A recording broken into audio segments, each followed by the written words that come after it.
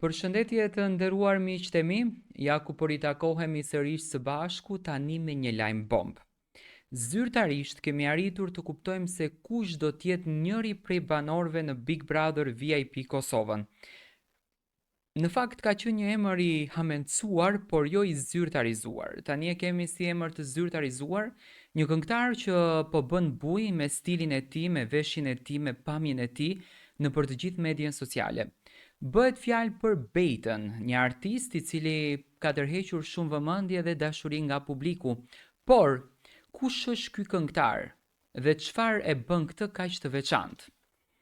Bejta është një këngëtar dhe një krijues muzikor që po fiton popularitet në skenën muzikore shqiptare.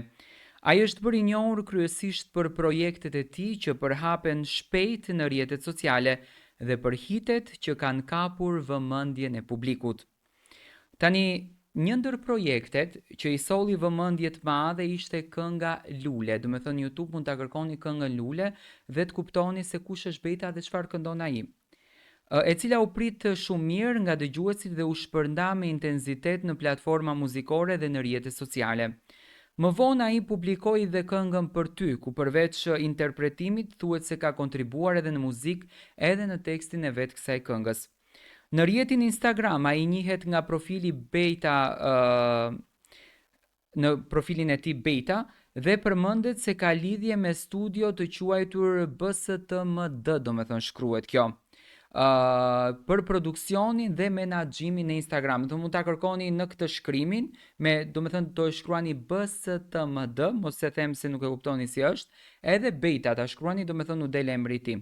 Deri më tani informacionet zyrtare mbi jetën e tij private si mosha, vendlindja, familja e tjerë janë relativisht të kufizuara nëpër media, po thuhet që vjen nga Kosova dhe thuhet që është në një moshë shumë të re, por nuk ka shumë të dhëna për të.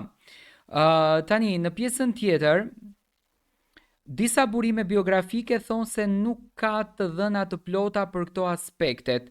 Një tjetër çështje që është përfolur në media është se nëse Bejta është djali i afërt, domethënë një mik i afërt i Sabri Fejzullaut, por ai ka folur vetë për këtë lajm dhe ka mohuar këtë pretendim që domethënë nuk ka asnjë gjë me Sabri Fejzullaun, se thuaj që ishte djali, pastaj një mik i afërt etj, domethënë ishin gjithatë thashë theme.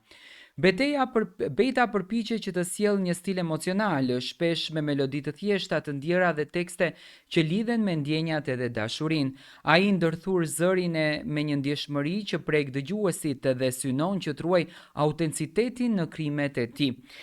Nëse do të dëshiroje për të njohur më së shumti në fakt Bejtën, duhet të presësh i dashur shikues në Big Brother VIP Kosova, sepse jam i bindur që Bejta do t'i jep një pamje krejtësisht tjetër.